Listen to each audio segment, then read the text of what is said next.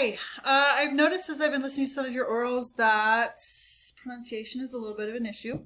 So I want to go through the vocabulary for this unit and just talk about pronunciation and some gender things.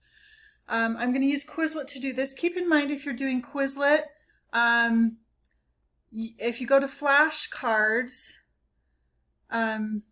you can get the pronunciation on these. Le canapé. So you just click on the little icon at the top, and it'll help you know how to pronounce. And then of course you can flip it. Okay, so I'm just going to go through these, even though you can do it on Quizlet, just to make sure that we're clear and to give you a couple of hints on things. So le canapé, masculine because it has an accent over the end. Le fauteuil.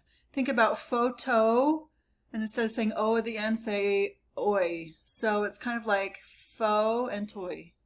Fauteuil. Le bureau. That can be office and it can also be desk. So it's the room and the piece of furniture. Le meuble. And this one's an exception. It ends in an E, but it is masculine. So you just need to remember that. La chaise. L'étagère, and that one is feminine. Le lit. Le tableau. Remember that EAU says O. La lampe. And remember there's an E on the end of that one. I see that without an E often. If you remember it's feminine, then it has to end in an E. Le lavabo. Keep in mind there are two different words for sinks. Lavabo is bathroom sink. And we'll see the word for kitchen sink here shortly. Le four. It's not four as in our number 4. It's four. You have to stick your lips out. Le frigo. Le tapis. L'armoire. That one is feminine because it ends with an E. La baignoire. La douche. La commode.